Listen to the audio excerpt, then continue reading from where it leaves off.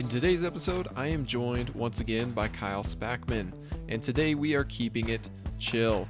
We're just talking about six games we've been playing recently, most of which we highly recommend, and most of them are widely available. These games are Lost Legacy, Winner's Circle, Cascadia, Spyrium, My City, and Parade. My name is Nick Murray, and this is the Bitewing Games Podcast.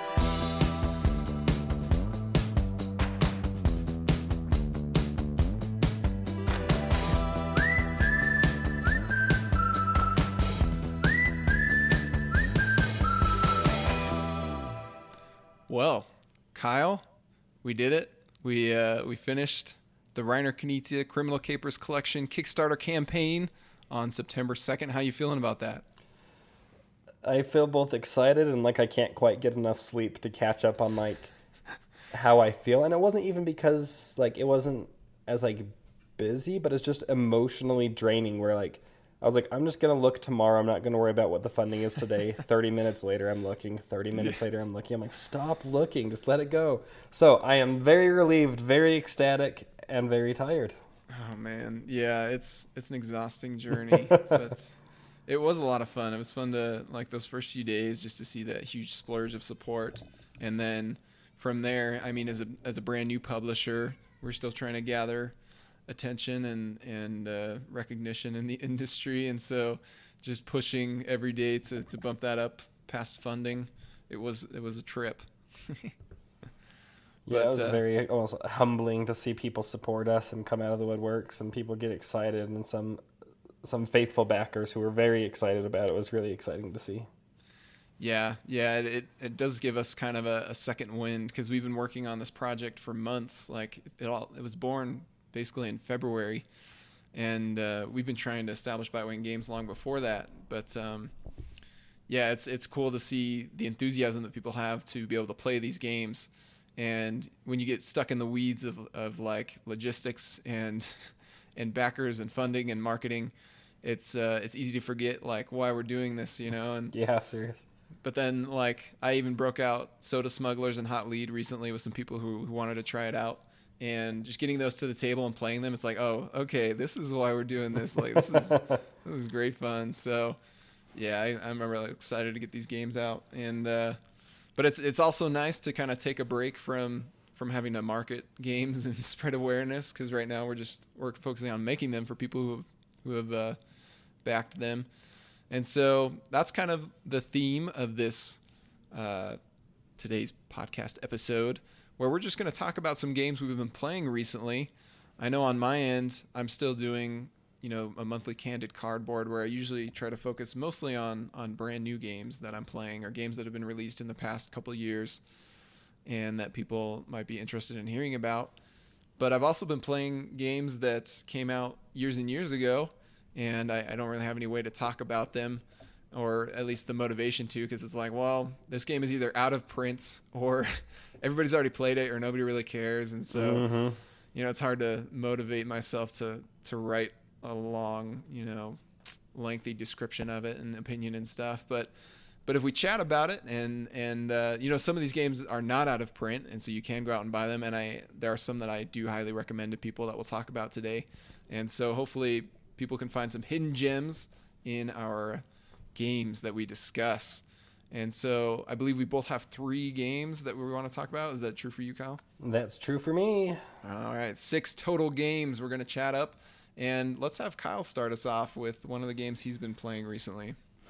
So 2 of my games are a little bit newer, not brand new, but at least in the last few years. So I'll start off with the one that's older and out of print, is Lost Legacy. Okay. I've played 2 versions of that, and this was actually a recommendation from Shu over at Going Analog. I told him I love letter, and he said, well, you should try out this not Going Analog, that's the name of the podcast. You should try out Lost Legacy. And so I told my wife about it, and like that weekend was my birthday. And so the day before my birthday, I got a package in the mail, and she's like, don't open that, that's for you, but for me. Anyway, she bought me this game because I had mentioned to her that someone recommended it for me. So that's long story. Got Lost Legacy, and it's been really fun. We got 2 of the different versions of it, and it's been really fun to try them out. If you haven't haven't played Lost Legacy or Love Letter, they're just very simple 18 cards in a deck. And that's the game, is just these 18 cards. And so you just have to use those cards trying to eliminate other players, be the last man standing. And I absolutely love it. Like I said, Love Letter is one of my, like, if anyone says, like, hey, what's, like, one of the best 5-minute games? Love Letter. Like, so quick, I'll say that. Yeah. So anyway, I love Love Letter. And I like the Lost Legacy. I think it's fun to have something different. If I had to pick, I would probably say I still prefer Love Letter. I like some of the dynamics in that game. Mm-hmm. But I do like the variation that comes with some of these different versions of Lost Legacy. So yeah, essentially you have cards 1 through 8, and some of them there's multiple of some of the cards, since there's 18 cards in the deck. I think there's 18, maybe there's 16. Hopefully I don't misspeak. But anyway, so you just have these cards. You have one card in hand. You draw a card, and you choose one of them to lay and take that action. And it's a lot of fun to just kind of figure out what the other players are going to do, much like the Criminal Capers collection that we just put out. It's less about what the cards are and more about what the other players are doing, and if you can kind of read their minds and discover what they're doing. Have you played Lost Legacy? No, I'm looking at pictures. There's a lot of cards in Japanese text, so it's hard to get a feel for it. My version has no Japanese text, just English. Okay, yeah. Well, I also see there's like a million different versions of this when I just searched it on Board Game Geek. What 2 versions did you say you have? I have Flying Gardens and The Lost Starship. Okay. Flying Garden. Okay, yeah, I see both these. Yep, and like I said, both very fun, very quick. They're 5-minute games, and you either are the last man standing, you eliminate the other players. If you've listened to anything that I've said before, I don't like player elimination games. I don't like if I'm out of a game, especially if it's like 30, 40 minutes and I'm out of the game. I'm like, man, I hate games like this. Like, I don't want to sit there for half a game night not playing a game. But games like this do a really good job where, since it's 5-minute rounds, you're in the round for 2 minutes, maybe you get out, and that's kind of the point of it, and then you get right back into the game the next round because you can just play a few rounds right in the row, just shuffle the 18 cards and deal 1 to each player, and you're going again. So nice. So I really like the game, and the Lost Legacy, the neat thing that it does introduce, Love Letter is just if you're the last person standing or if you have the highest card in hand. Lost Legacy introduces a new investigation phase where whoever has the lowest card gets to guess where this Lost Legacy is. So there's one specific card that if you reveal that card at the end, then you win. So I could be holding this Lost Legacy in my hand, but you have the number 1 card, and you lay the number 1 card at the end of the game. You say, hey, I'm going to guess that you have it in your hand. I lay it down. And I'm like, oh, yeah, you're right. I actually did have it, and you win the game even though I was holding it. Or if you knew where it was somewhere else, and there's a few cards left off to the side, if you know where it is on one of the cards left to the side, you still win that round for knowing where it is and guessing before I do. So it's pretty interesting. It adds a unique kind of second phase of the game that still plays in about 5 minutes, but anyway, it's really, really fun. So I quite enjoyed both of those versions. I don't really have a preference over them. More than anything, I'm like, oh, like I like these quick 5-minute games, 18 card games, and so it's fun to just have a different version of essentially the same thing. Yeah, that is cool that you get basically a last-ditch effort to kind of flip the table and turn the tide and win the game that way, instead of being like, well, I have no way of getting the right card here, but you have that ray of hope, it sounds like. Yep, so as far as I know, those are out of print, but I found some used copies, and I think it's a really, really fun game and a good alternative to Love Letter if you have that, or if you just want a little bit more of a space-themed version. That kind of reminds me of A Fake Artist Goes to New York, where one player doesn't know what's going on, and everyone else gets the topic card, and they're drawing one line at a time, and you pass this paper around that relates to the topic, and then at the end, people can be like, "We think you're the fake artist," and if they're right, then they're gonna win. But if the fake artist, if what you drew is too obvious, and the fake artist guesses the exact topic or word that was the focus of the round, then they flip the tables and win the game that way. And so, I kind of like games that have a little twist like that, and that's cool. Yeah, it's pretty fun. I think we just discussed it for longer than the actual gameplay is, so that's how quick the game is. There we go, Lost Legacy. Cool. And is that something that did Amanda have to to find that like used or in secondhand market, or was it She new? found it used. I'm not sure where she did, and it's funny because I had the cards and I played it with my siblings just the other day, and they're like, "Did you sleeve these cards?" Because I don't sleeve cards. I usually kind of tease people that do, and Yeah. I was like, "No, I just bought it used and they came sleeved, and Nice. so I'll just kind of leave it." So they kind of tease me. They're saying, "This is how we know you're deep into board games, is you're sleeving your cards now." Yeah, I don't know what it is with those games because it seems like every time I recommend Love Letter to somebody and I look it up online, it's like out of print as well, or like hard to find. Because they're always doing new versions, but for some reason they're always sold out as well. But Yeah, it's weird. yeah, definitely good fun games and can really kick things off or fill things in at a game night. That's great. So my first game that I wanted to talk about is surprise, surprise. It's a Reiner Knizia game.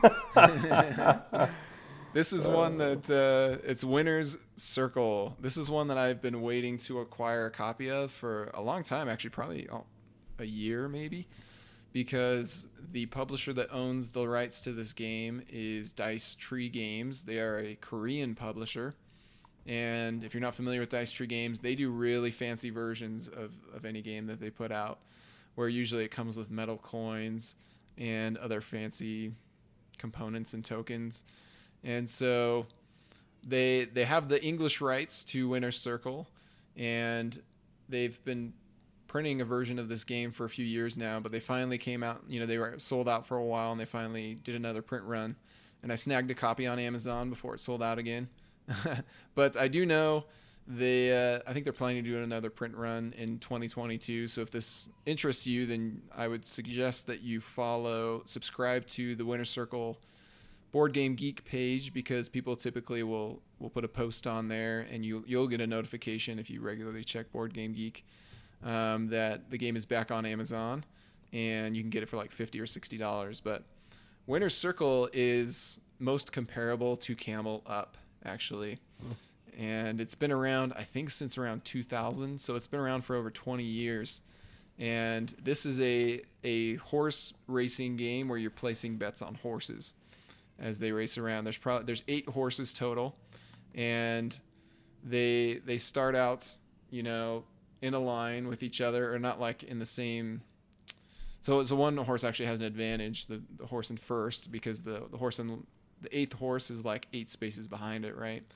But anyways, what you do is you flip up 8 cards and put them in the spaces of each corresponding horse. And so you can see the horse's movement potential for that race. And you play the game in 3 races total. And the way this differs from Camel Up is that the game also comes with a die. And this die has 3 faces, so it's a 6-sided die. So half the faces are like a horse's head. And then the other 3 faces are unique. It's like a saddle and I think a boot or a horseshoe or something, and something else. But anyways, there's these 4 symbols total correspond with what's on each horse's individual card. And basically, players take turns rolling the die, and whatever die result they get, they can apply that to whatever card is still face up that hasn't been chosen yet in this leg of the race. And so if I roll the horse head, which I have a 50% chance of rolling, then I can choose one of the horses to be moved according to whatever its card says it moves when a horse head is rolled. And so the decision is basically each round when it gets to your turn, I roll the die and see like, okay, do I want, if there's a horse that I bet on, do I want to move it really far? Or that same roll can be really bad for another horse that I didn't bet on, but other people bet on. And so I can use the die roll on that horse's card. I flip it face down, and now that horse doesn't get to move again. It only got to move 1 space because it was the worst, roll type for that horse. But I sabotaged it because I didn't bet on it. And now the players have to wait for all the horse cards to take their movement before they all flip face up again. And then you keep rolling until 3 horses cross the finish line. And, they get payouts of first, second, and third. And then the horse that's in last place pays out negative points for whoever bet on it.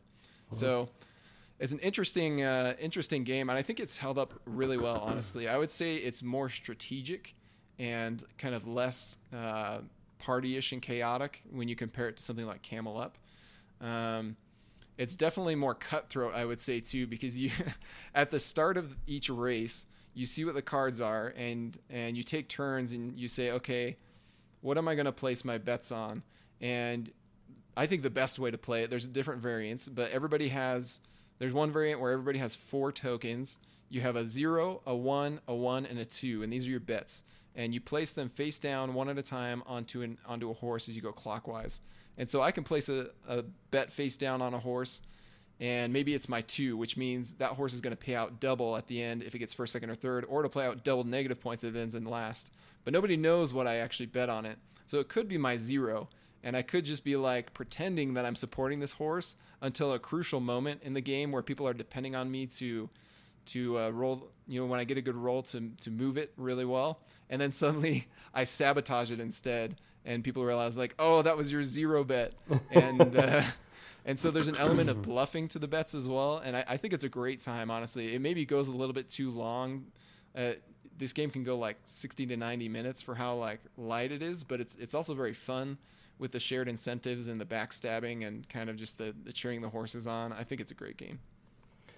What was the production like? I'm looking at photos of it here on Board Game Geek, and some of them have like 3D miniatures, and others of them have kind of flat cardboard, almost like Candyland style pieces. Yeah, this is the reason it's $50 to $60 is because it comes with a set of metal coins, and I think they have Reiner Knizia's face on them actually. Oh, really? Really, really great. I may be confusing that with another game that Dice Tree made, but I think it's this one.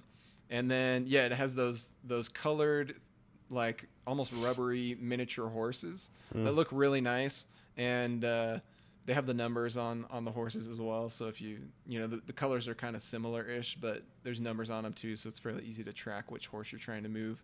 So it's a really fancy production. I think it's a great gateway game, honestly. Like I've taught it to people who don't play any games hardly at all, and they've had a great time with it. And so I think Winner's Circle is one to keep an eye on if you like Reiner Knizia games, if you like betting games, if you like Camel Up. This one's a little bit more strategic and thoughtful, and but not quite as fast, not quite as bombastic. I don't think it has quite a wide of a range of player count, but I like it a lot. So, you haven't played Long Shot, have you? No, that is one I'm interested in. Because there's Long Shot, the dice game that's coming out, but the older version is Long Shot, which I think that's kind of, having read about it, it seems like Long Shot, the dice game was like, hey, we had this game Long Shot that was just a little bit too long, and we really crammed it down into a shorter time and increased the good moment. So I just wondered if this was kind of a similar thing, if it was just a little bit too long, especially in the world of gaming now, for what it is, if it's too long for... Yeah, I think it depends on who you play with, honestly. Yeah. Like the Board Game Geek says it's 45 to 60 minutes. So if you play with people who are typically really fast, then Yeah. I think you could knock it out in 45 minutes and do like 15 minutes a race. But it seems like between the betting phase and then the racing phase and deciding what you're going to move, I think it does go longer than, for us at least, than what the Board Game Geek says. So, yeah, well, it looks like a pretty fun game. It looks really cute. Yeah, it's still a good time. I do like it. I probably, between... Reiner Knizia betting games, I probably like Equinox a little bit more, but that's probably because it's just a little bit meaner, and I don't know. How I like the cold. That surprises me. You like a mean game? Weird. Who'd have thought? So You go. Winner's Nice. Circle. All right, on to game number 2 that I've been playing recently. This is a fairly newer one. I just got it from Kickstarter in the last few months, actually, so it's quite new. Cascadia is the name of the game. Same creators as Calico, and they actually have a new game on Kickstarter that just started today. I actually already backed it because I was like, well, I liked Cascadia enough. I might as well back their next one. Verdant, I think, is the name of it. I'm not sure, but... Anyway, Cascadia is a really, really pretty, very fun game. I like the art in it a lot. I really, in the game, what you're doing is you are drafting both tiles and little wooden animals, just like little wooden circle animals. And what you're doing is you're trying to get these animals that fit on these landscape tile hexagons that you're placing. And so you're creating your own little hexagon map, or this territory region outline area. And then you're placing the animals on their regions and trying to score points based off of having large consecutive areas that are the same territory type, or creating animals in certain patterns. And I really, and I just enjoy puzzly games like that, where I'm trying to find the best combinations of what animals to get and how to score the most points in that way. It's a fairly solitaire game. You don't really have too much interaction with other players aside from, hey, you drafted what I wanted to draft on my turn. Other than that, there's not a ton of interaction. There's a little bit of competition at the end. Whoever has the most of a certain region gets points, gets more points than any other players. So there's competition that way. But for the most part, it's a fairly solitaire, puzzly type game. But that being said, I really enjoy it. My favorite aspect of the game is the drafting, because since you are collecting or drafting both region tiles and the little animal tokens, they're set up in a line next to each other. So there's 4 region tiles and 4 animal tokens. And so when you take a certain region tile, you take the associated animal token with it. And so there's lots of times where you're like, oh, I want this animal, but that tile. And so you're really torn about when you take things and what you take and what's more important to you at the time. And there's a few ways around that. You can spend some unique tokens to break those rules that I really like. But I love that double draft mechanism where there's sometimes 2 things work out perfect for you, and that's great. But more often than not, you're like, oh, I wish I could separate those drafts into 2 separate drafts, but you're really tying them together. And so that drastically changes what you're able to pick. And anyway, very beautiful game, very fun. It's 45 minutes or so, and I just think it's a really good time. And for me, just kind of a fun way to push my brain and see if I can create the best combinations and try to do everything, but you can never do everything. Yeah, I think if you've played any flat out games at this point, they do have a very consistent style. Yes, they do. Between this and even Verdant, I did watch the Kickstarter campaign video for that to get a feel for the game, and Calico and Point Salad, they're all drafting games that you're collecting things and you're either arranging them or just trying to make sets and obviously maximize your points out of it. And yeah, I get the vibe from Cascadia that this is a slightly more rules than Calico, but less punishing, because you're not constricted to the quilt board and the very specific requirements that those have. Is that kind of your experience? Yeah, yep. I just played Calico once online, so I didn't quite get the tactile feel for it. But I did play the game, and yeah, I would agree. You're not bound by a board. You can spread out in any direction you want. It does take up a little bit of table space because of that. Each of you are building about 20 tiles on the board. But yeah, it's fairly free in how you can do things, and you don't feel like you're stuck. You're like, oh, I got stuck in this corner. Like, you can really spread out anywhere. That being said, like lots of these games, there is some definite luck in what tiles are drawn and when, and there's ways to manipulate that. But I know my brother, this last game, he's like, this sucks. I'm not getting any good tiles. And it's hard. It's like, well, there's no like bad tiles, but for what he had, like, he just wasn't quite getting what he needed and what he'd planned on. And so there's some luck of the draw there, and it's not a game that's like a straight strategy game. There's definitely some luck because you are just drafting these things. But that being said, I think it's a really fun, enjoyable game. I think it's a great gateway style game. Rule set isn't too heavy. It's pretty light on like what you do. My wife and I have chatted a lot about games where your decision making is where to do things rather than what to do. Where some games it's like you have these 10 options of what you can do. This game is you draw a tile and you lay a tile. And that's the whole game. Like, you're not making a decision of what you want to do on your turn. It's more, where do you want to place this tile? And I really like that in a lot of games where I'm like, oh yeah, like, this is fun that I don't have to think through 10 different steps and all the different alternatives of what I can do. It's all just about like, hey, like, how can I maximize my points by where I play a tile? Yeah, it's kind of a callback to classic Carcassonne, where very simple rules and simple setup, but there's a lot of things that can unfold depending on where you decide to place the tile. Yep, Carcassonne, Azul, I feel like the same way about, where it's like, it's not like there's nothing groundbreaking about each turn. Each turn's the exact same thing, but each turn you're still making a difficult decision of where you place your tiles. And yeah, Carcassonne, Azul, Cascadia, I think those games all do it really, really well with simple turns, but kind of complex decisions. Yeah, and we enjoyed Calico. We played it a few times. I eventually sold it, and I think it's a good game. I think it has a broad appeal, and I can see why people love it. I know for me, although it does have that brain-burny, punishing feel to it, as far as trying to maximize your points, I felt like I had personally had found my optimal strategy. And like, even though it was hard to, like it was stress on the brain to make it work out, I felt like the later plays kind of unfolded the same for me.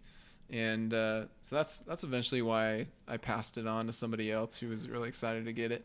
But yeah, I think these are, if you're interested in games with simple rules but with spatial, tile laying, puzzling, you can't go wrong with any of these.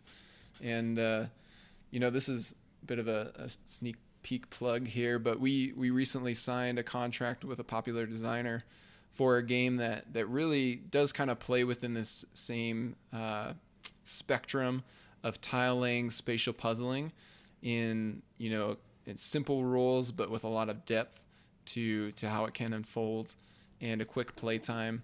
And so the thing that appealed, I just said I got rid of Calico, and oftentimes with these games, like especially if they're low player interaction, I can find myself like losing interest over time. But I know with this game that we plan to publish early next year, I feel like it has a little bit more flexibility to how things can unfold. Like you're not totally victim to what your options are. Yeah. And probably a higher skill ceiling as well, where you can plan out things like really, really far in advance if you want to, and you can push your luck. And it kind of brings, if I'm really experienced at the game, I can really be trying to push my luck really hard to complete something amazing. And if it doesn't work out, then the person who's brand new to the game and who's taking it a little less risk can end up still winning. And so I think, there's some interesting twists to this, and I just like the style of spatial puzzling that this game that we're teasing is. And so, yeah, I would say if any of these games interest you, Verdant has a similar style of drafting, and it's on Kickstarter right now. You should check it out. And Calico has been very popular. It's a very beautiful production. Cascadia looks fun. I'd be interested to try it. And yeah, keep an eye out for our next publication, because we're going to be teasing it out once we have some art ready, and it's going to be real exciting. Yes, it will be. So that's Cascadia. Awesome. All right. So next game I want to talk about, I sandwiched my least favorite game in the middle here, just because I didn't want to end on a negative note. That always just feels kind of downer style. And but I thought it'd be interesting to talk about at least. And this game's been around a long time, so I feel like I'm not, trying to put out the flame before it comes out. And this game is called Spyrium. Have you heard of Spyrium? I heard about it when you texted me yesterday that this is what we were talking about today. All right. Well, it's probably more well known. I mean, I hadn't heard of it before it was introduced to me and taught to me. But it's a worker placement game from 2013, so it's not too old, just 8 years.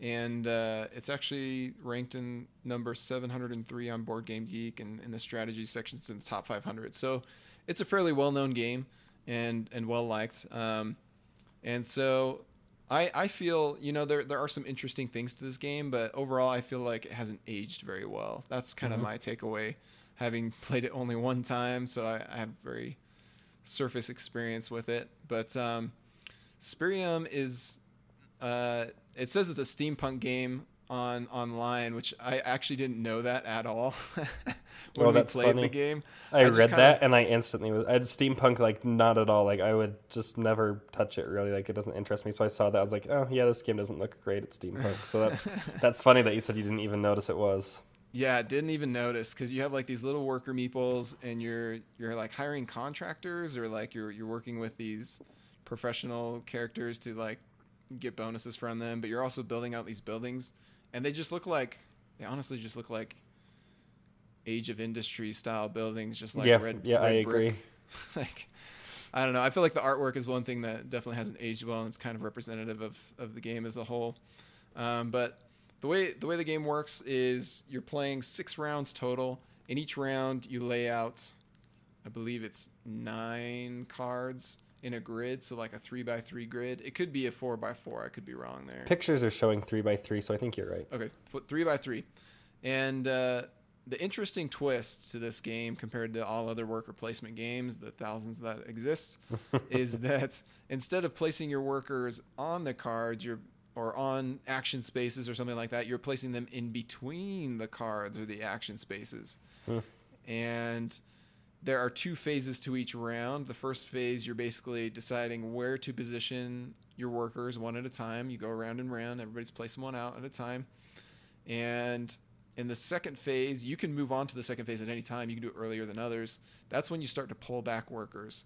And that's when you can start to activate cards that are out there and just get its bonus. Or some cards you actually purchase and you steal away so that, you know, if I purchase a card and you had a guy next to it, well, suddenly that space next to him is useless. So there's definitely some interaction there. When you pull back a worker, you can also, instead of like activating a card or purchasing a card next to that worker, you can just simply select a card that's next to the worker, and you count up how many other workers from yourself and other players are surrounding it. And that determines how much income you can make, and you just take that much money. So if there's like a really popular card, you might be like, oh, I want to sit my worker next to it because I need some money, and I'm going to pull it back as soon as possible to before other people pull theirs back, and there's less earning potential there. And also the surrounding workers of a card determine they'll increase its cost if you decide to purchase it. So you have to pay 1 extra per worker surrounding it. Except the way it plays out is you just pay that extra to the bank. And so like I might put a guy next to a card that I don't care for, but I think you're going to buy just to increase the cost of it for you by 1, but it doesn't really help me out at all. And so I'd say that's the most interesting part of the game. That's something I haven't really seen before. Although a newer game I played, Cryo, does have worker placement as well, and it does have like spaces you can place, and then you can activate. You have a couple options of that's next to it of what you can choose to activate. And so there's a little bit of similarity there, but this really leans into it. Spyrium does. And honestly, that's the most interesting part of the game, and I feel like everything else is just really bland, really generic. Like it just shakes out to, you know, like, oh, if you activate this card, you'll get a couple Spyrium. Or if you buy this card, you'll get a couple points, and you can get an extra Spyrium each round for the rest of the game. And Spyrium are just like these gems that you can spend for more points or other things.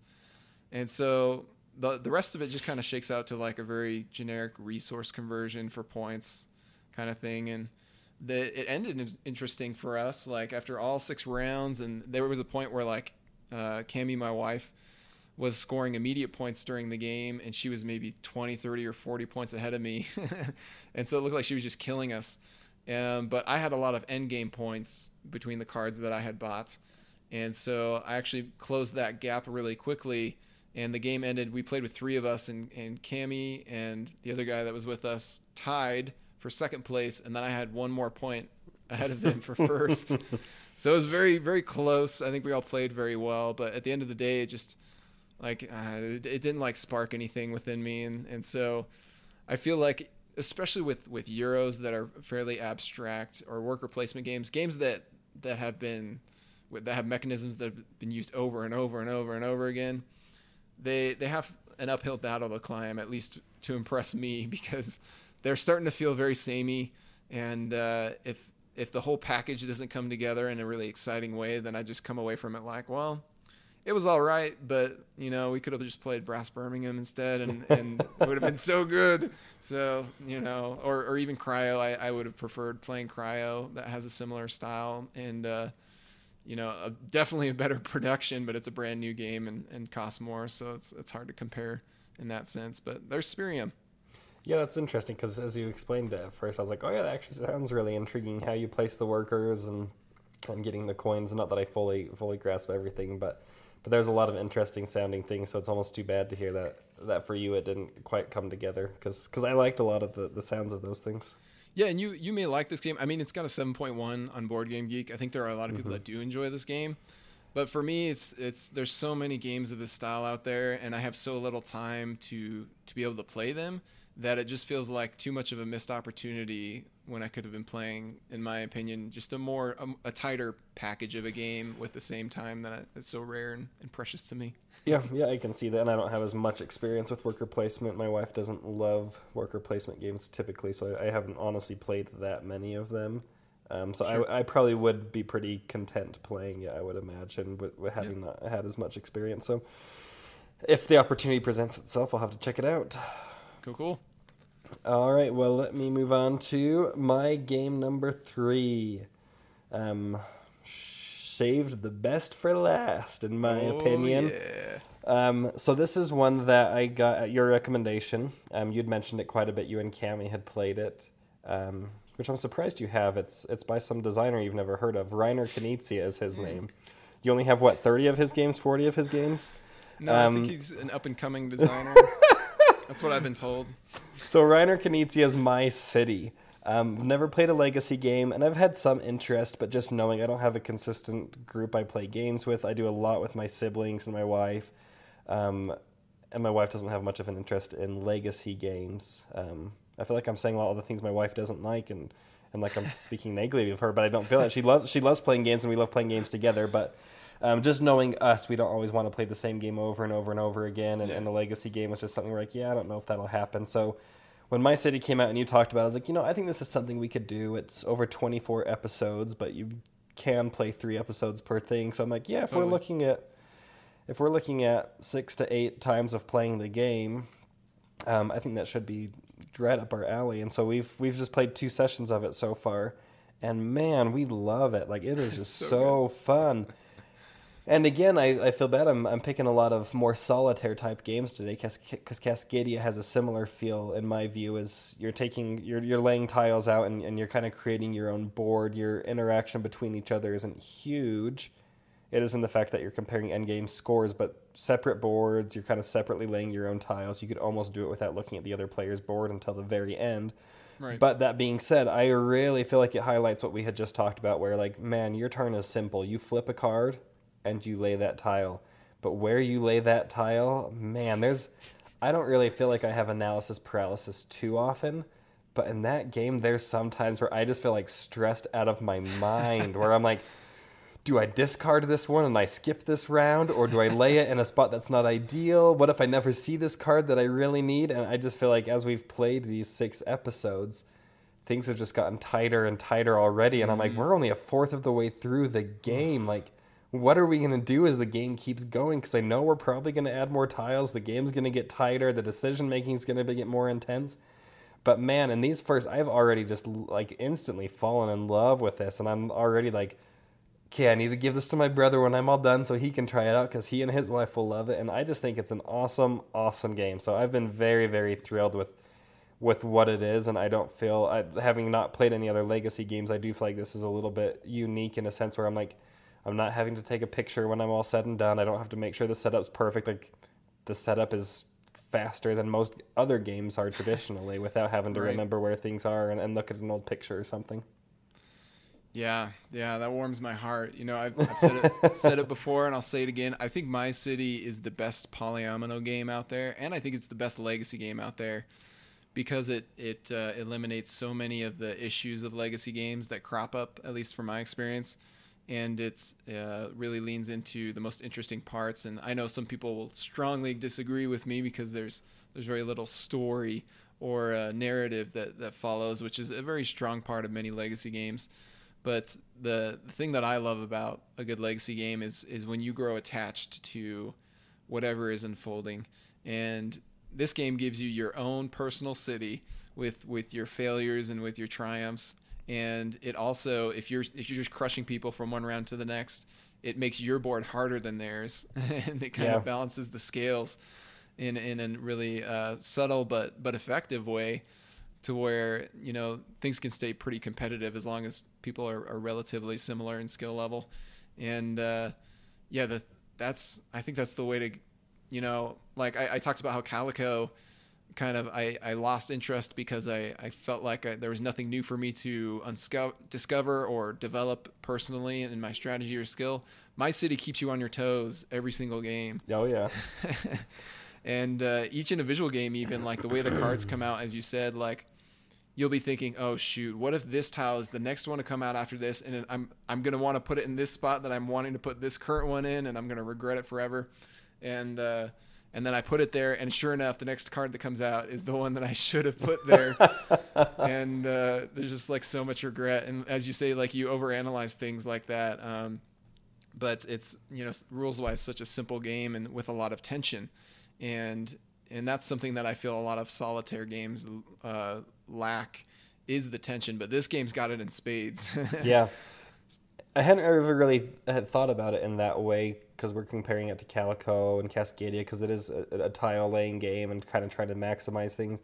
And it does remind me a lot of that, but in game, because I think that I'm like, Cascadia, maybe I'm going to play it 8 to 10 times, then I'll probably feel like, I've kind of discovered what I'm going to discover, and I feel satisfied. Similar to what you've said with Calico. And I feel like the brilliance of My City is that it's almost doing the same thing, and it's saying, you know what, you're going to get 8 plays or 10 or 12, however many sessions you decide to play it over. You're going to get these many experiences, and then you'll be done with the game at that point. But it's like every game isn't the same. It's almost the same, but it adds 1 or 2 more little variants to it, and so it just kind of it deepens the game each time you play it. And I don't know if you could go back and re-experience it. It's almost like, hey, you've done it and you've done it. But man, I think I'm going to play this game as much as some of these other games, but this game is going to keep adding on slight layers as I go, rather than feeling a little bit the same each time I play it. Yeah, and it's so good. There is like a what is it called? The Eternal mode or whatever that you can play on the back side of the boards, and so maybe we'll go back and visit that and try it out sometime. But you know how I am on new Knizia games. In our recent podcast interview, I asked him about it, and it sounds like he's cooking up something new. Yeah, which I'm already excited for. Yeah, and he promises it'll be different, because he doesn't have much interest in just rehashing the exact same thing. He wants to add a twist to the entire base formula. So it'll be interesting to see what he cooks up. But I will be there at the moment it hits stores. Yeah, the last thing I was going to say about it was just from like a design standpoint, like rather than just like a consumer, hey, this is a fun game. I look at the game and I'm like, man, like how you designed this, and it's almost more like video games where like, hey, you start off and they have a tutorial about how to play. That's almost what this game feels like. It's like, hey, the first few rounds, it's bare bones, like super easy. Like, yeah, you're just playing these tiles. But as it goes, you're like, oh, I figured out all the controls. I know what I'm doing now. But you're like, oh, but this is tough. And like just like how the polyominoes fit on the board, and the spaces where you're like, oh, this is almost gonna fit perfect, but it's just barely the wrong way. And I'm like, man, he designed this perfectly. We're like this feeling, like this tantalizing feeling where you always just want like one more little thing, and you want to twist a piece away, it doesn't twist. And man, I think as far as a design standpoint, this is one of the most brilliantly designed games I've ever played. Yeah, Reiner never ceases to blow my mind. So this is a great pick. And I could talk about My City for days, but we should probably move on to the last one, which is not a Knizia game. Hey. This one, although it does have a lot in common with the Criminal Capers collection that we just finished on Kickstarter. It is a quick 20-30 minute game, very simple rules, good amount of player interaction, and I think this is one of the games that paved the way for me personally to get excited about the Criminal Capers collection, because I played it with a variety of people and had a great time with every group I've shown it to, and whether they're hardcore gamers or not. And this game is called Parade. Have you heard of Parade? I had not heard of it, but I see it's set in that world of Alice in Wonderland, which I think is fun. Yeah. So I guess apparently Z-Man Games, I believe, did a collection of small box card games only a few years ago, with like really nice artwork, really nice presentation. Just they dug up some solid card games that have been around, and gave people some really nice additions to their collection. And so I had heard about this game through Quinn's of Shut Up and Sit Down. I think when he did a video of his own board game collection, I saw Parade sitting on his shelf. And I was like, what is this game? Yeah, hopefully not. And I saw that game on his shelf, as well as Archaeology, which was a new expedition. Archaeology New Expedition was another card game. And I was like, how come I've never heard him talk about these games, or never heard about these games in general? And I looked them up, and I was instantly, when I learned how they played, I was instantly intrigued, because they fit into the same Z-Man collection as Arboretum. which is another game I'm a big fan of, and in the player interaction and the simplicity and the tension it provides. So Parade is a game where there are, I think, 6 different colors, and maybe there's 8. Let's see. Yeah, it says there's 6. 6. So 6 colors. They go from 1 to 10, and so you have 60 cards total. And everybody has a hand of cards, and there's also a line of cards coming away from the deck, and this forms the parade. Okay, and so on your turn, you're going to pick a card from your hand and lay it at the back or the end of the parade. And then if pretend I lay a 4, then what I'm going to do is count from the end of the parade 4 cards in from where I just placed. So I'll go 1, 2, 3, 4. Those cards are all safe. I don't have to worry about those. But the rest of the cards leading up to the deck, I may have to take and put in front of me, which is a bad thing, because in this game, cards that are collected in front of you count as essentially negative points at the end of the game, and whoever has, or they count as positive points, whatever. Whoever has the least points wins the game at the end. And the cards you have to take are either going to be cards that are the same color as what you played, or equal to or lower than the number that you played. And so the catch is, like, if I play a 9, I can count in 9 cards that I'm safe, that I don't have to worry about. And at that point, there may only be 7 cards in the parade, so I don't have to take anything. So playing a high number is great, because usually you just dodge having to worry about taking any cards at all. But if I play a 1, then I only have to take cards that are 1s or 0s or the same color as what I played. And so if in that whole line, if there's nothing of the same color, I can play a lower card. And if no other cards are equal or lower number and nothing's the same color, then I don't have to take any cards that way. And whereas, like, if I play a higher number, I have to take everything that's lower than it as soon as you run out of cards that you've counted backwards. So it's just a weird game that's unlike anything I've ever played. And the rule that I think makes it really shine is at the end of the game, you have these cards of each color that you've collected in front of you that are going to ding you for points, and that you're competing to have the least of. But for each color that you have the most of, so if I have more greens than anyone else, more green cards, then I get to flip those face down, and then those count as 1 point each instead of their face value, which is 1 through 10. So then at some point during the game, if I have a few green and I see that you have 2 or 3 green as well, I might realize, like, oh, some of these green are going to cost me 6 plus 4 points. These is adding up quickly. But if I have more green than you, then each card is only 1 point. And so then we start competing to have the most green at that point.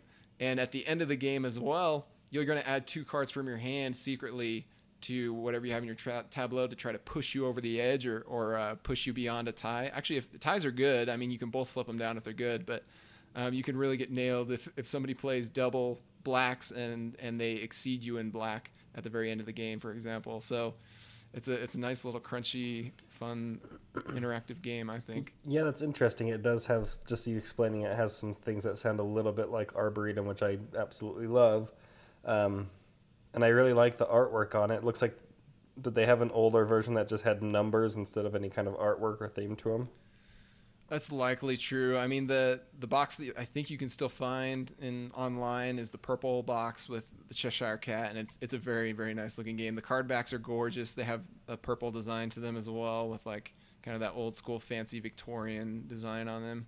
Yeah, I think they look stunning. Like, I really, really, just looking at the game, hearing you explain it a little bit, but like I look at the game, I'm like, whoa, yeah, I'd like to play that one. That looks awesome. Yeah, it honestly, I feel like, at least subconsciously, but probably even stronger than that, this game has played some inspiration in like how we've designed the Criminal Capers collection. Because similarly, the way Paul has done the card backs for, Hot Lead and Puma Fiosi, there's a lot of detail and kind of fancy design on the card backs, just to show like, hey, this is more than just like the name of the game on the back with just a solid color and just kind of lazy production, but there's actually a lot of love put into the art, and so maybe there's more to the game as well. Yeah. So yeah, I highly recommend Parade to any who are interested. I think it's a blast every time we break it out. It is one like Arboretum though, that like, although the box says like 30 or 45 minutes or whatever, it can often take longer than what the box says, because when it gets around to your turn, you're looking at your whole hand and saying like, okay, if I play this this 7, and then you have to count in your mind like 1, 2, 3, 4, 5, 6, 7. Okay, then I have to take these cards because they're the same color or lower. Yeah. And so you kind of have to go through the motions each time it's your turn to figure out the optimal play. But even then, it's a great time. I think it's a really fantastic card game. Well, it sounds awesome. Yeah, there we have it. 6 games that we've been playing recently. So many that we strongly recommend. And if these interest you, we do recommend you check them out. Hopefully you can find some that are reasonably priced. If not, just be patient.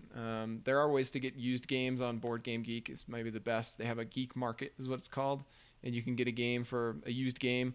Usually these are in great condition, and for like reasonable price, unless it's really in high demand, then people overprice it, and that's always rude. But best of luck to those who are interested in acquiring any of these.